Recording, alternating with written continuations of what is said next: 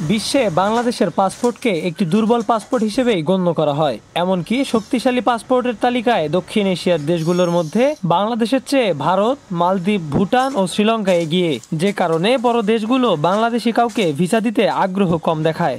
On arrival ভিসাও পাওয়া কঠিন Bangladeshi passport হোল্ডারদের।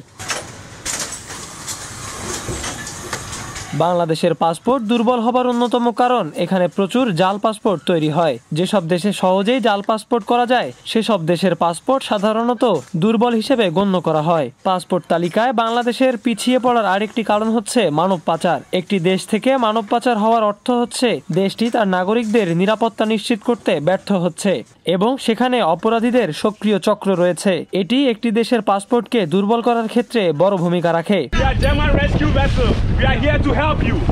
এছাড়া অবৈধ পথে বিদেশ গমন, কর্মদক্ষতা, সামাজিক ও রাজনৈতিক অস্থিতিশীলতা ও সুশাসন না থাকার জন্য পাসপোর্ট দুর্বল হয়ে পড়ে।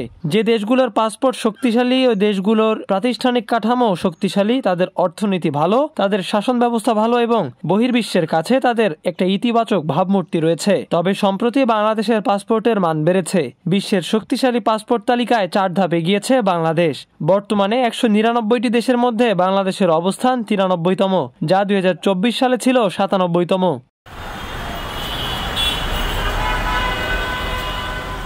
বাংলাদেশি পাসপোর্টধারীরা 39টি দেশে ভিসা ছাড়াই ভ্রমণ করতে পারবেন। দেশগুলো হচ্ছে নেপাল, ভুটান, মালদ্বীপ, শ্রীলঙ্কা, বাহামা Bahama, Barbados, Bolivia, British Virgin Islands, Burundi, Cambodia, Cape Verde দ্বীপপুঞ্জ, কমোরো দ্বীপপুঞ্জ, কুক দ্বীপপুঞ্জ, Djibouti, Dominica, Fiji, Grenada, Guinea Bissau, Haiti, Jamaica, Kenya, Kiribati, Madagascar, Micronesia, Montserrat, Mozambique, Nepal, Niue, Rwanda, Samoa, Seychelles, Sierra Leone, Somalia, Saint Kitts and Nevis, Saint Vincent and Grenadines, Gambia, পূর্ব Timor, Trinidad and Tobago, Tuvalu এবং Vanuatu.